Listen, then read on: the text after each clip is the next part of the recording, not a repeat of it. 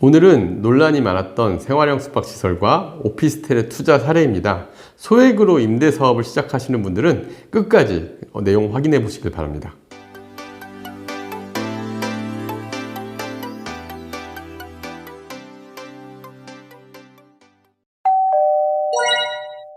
안녕하세요. 월세고수TV의 최영식입니다. 네, 오늘은 어떤 내용으로 해주실 건가요? 네, 오늘은 제가 강남에 있는 오피스텔 겸 생활형 숙박시설에 대해서 좀 조사하고 이거에 대해서 얘기해 볼까 합니다.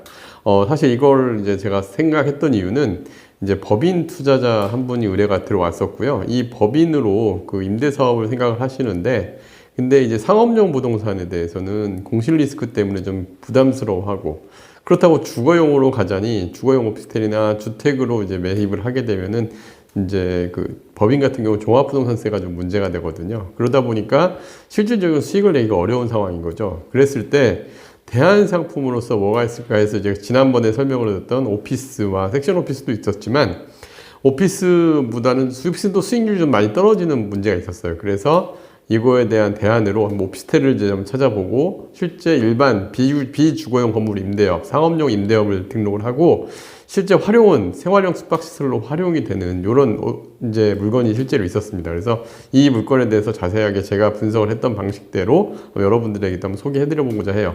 특히 최근에 생활형 숙박시설이 그 가격도 좀 굉장히 떨어지고, 그 다음에 또 거래도 안 되는 상황이에요. 또 대부분 이제 그런 한번 뉴스들이 나오고, 마곡에도 르웨스트 같은 경우도 지금 마이너스 P로 나오고 이런 상황이 발생을 하는데, 이럴 때 정말 전부 다 안 좋냐? 실제 생활형 숙박시설이 장점도 있는 상품이거든요. 그러면은 어떤 사례로 우리가 봐야 되는지를 하나 살펴보겠습니다. 원래 생활형 숙박시설은 2000년도에 처음 도입이 됐었어요. 코업이라는 회사에서 그 레지던스가 흔히 생활형 숙박시설 보시면 되거든요.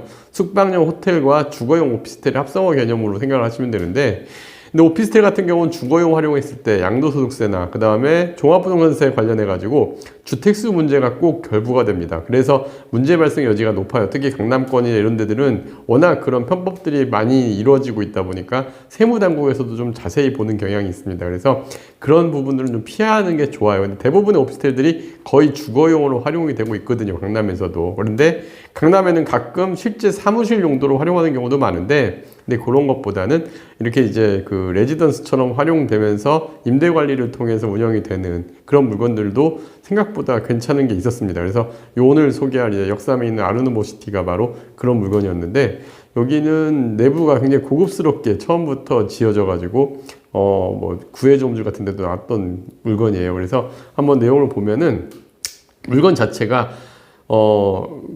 잘 지어지기도 했고, 관리도 호텔로서도 관리가 잘 되고 있고 하는 상황인데, 근데 제가 봤을 때 가장 장점은 이게 지금 매매가가 2억 초반대의 매매가였어요. 그래서 2억의 매매가에서 월 평균 90만 원 정도 발생을 하게 되는데, 이 건물이 어떤 장점이 있고, 또 그 다음에 생활형 숙박시설과 그 다음에 오피스텔의 장단점 어떻게 비교를 했는지, 이렇게 쓰였을 때 어떤 장점이 있는지를 오늘 자세히 살펴보겠습니다.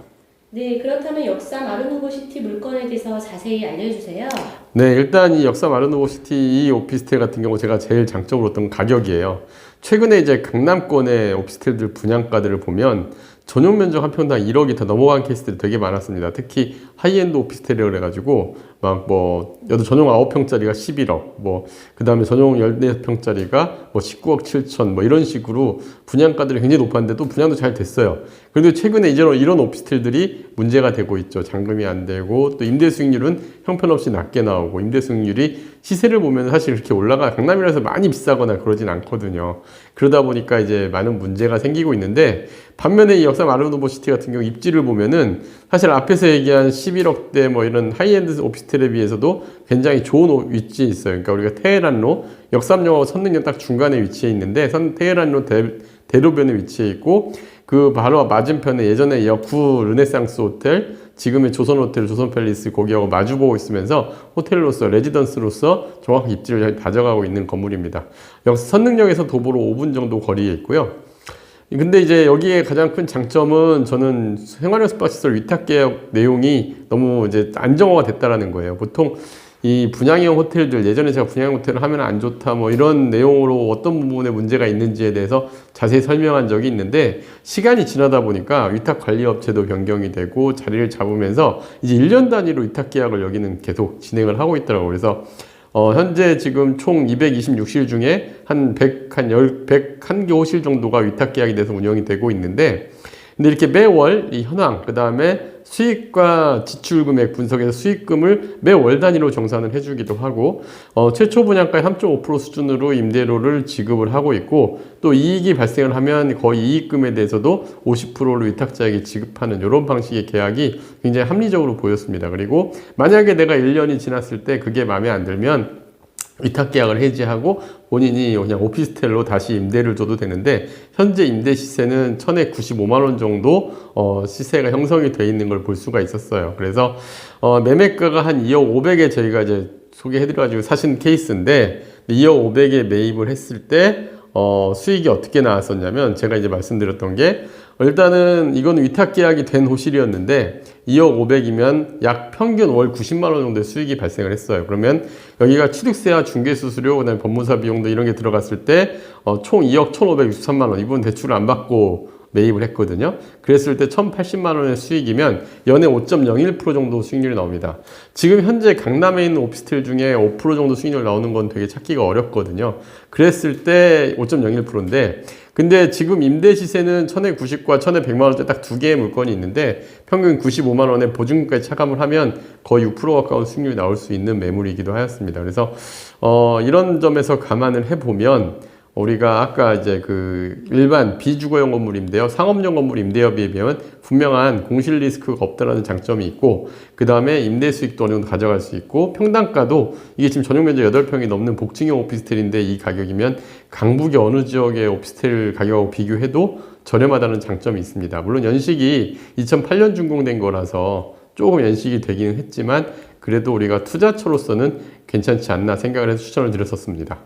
네, 그렇다면 이 건물의 오피스텔과 생활형 숙박시설의 장단점 비교와 체크포인트는 무엇일까요? 네, 이 역사 마르드모 시티의 장단점은 저는 호텔과 오피스텔의 장점과 단점을 다 가지고 있다고 봅니다. 그래서 오피스텔로 만약에 투자를 했을 때와 생활형 숙박시설로 투자를 했을 때를 비교를 해볼게요.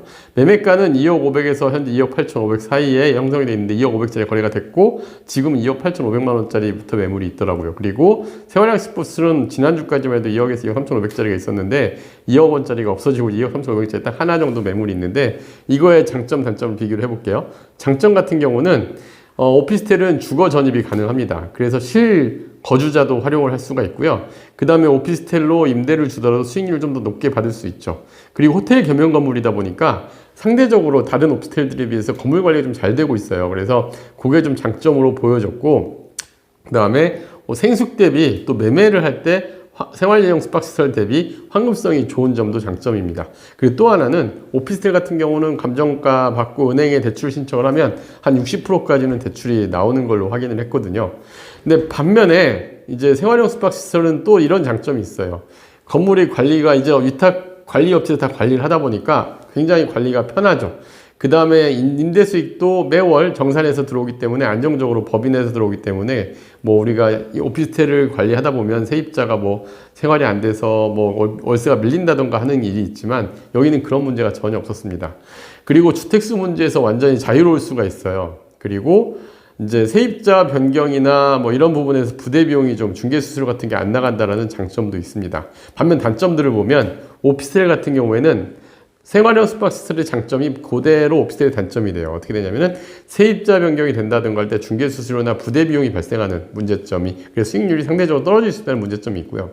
두 번째는 호텔 겸용 관리를 하다 보니까, 호텔 측에서 관리를 하다 보니까 상대적으로 관리비가 좀 높습니다. 다른 오피스텔에 비해서. 그러다 보니까 임대료가 좀 낮게 나가는 그런 좀 상황이 있어요. 그리고 고급 주거시설로 이제 만들어지다 보니까 사무실로 임대하기에는 조금 어려운 점이 있어 보였습니다.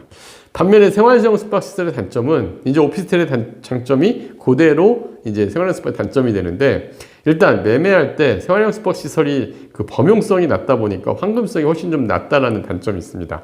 그 다음에 두 번째, 이게 좀 큰 단점인데, 생활형 숙박시설은 실제 이게 대출이 좀 어렵다고 하더라고요. 현장에서 보니까 은행들에서 대출 좀 안 하려는 경향이 있다 보니까 대출이 좀 어렵다라는 거이 현장의 목소리였습니다. 세 번째는 이제 이게 초반에 이 아르누보시티가 자리를 잘 못 잡았던 게 바로 위탁 계약이 잘못돼서 분쟁이 있었습니다. 계속 지금 우리나라 생활형 숙박시설들 초기 위탁 업체들과 지금 그 소유주 간에 분쟁이 있는 곳이 굉장히 많거든요. 그래서 위탁 계약이 잘못되는 경우에는 큰 손실 우려가 있는데, 여기는 이제 자리를 잡고 1년 단위로 바로바로 이렇게 재계약을 하고 또 하기 싫은 사람들은 빠지기도 하고 하는 정도로 이제 안정화가 돼서 이런 단점은 없지만 어쨌든 큰 손실의 우려가 있으니까 이런 위탁 계약 내용이나 이런 거는 계약 전에 상세하게 살펴볼 필요가 있습니다.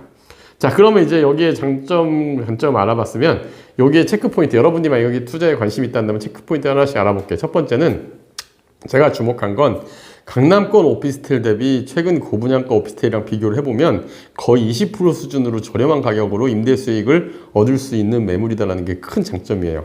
많은 분들이 뭐 강남이라고 해서 너무 비싸게 생각하지만 잘만 찾아보면은 강남에도 1, 2억대로 투자 가능 오피스텔도 얼마든지 찾아볼 수가 있습니다.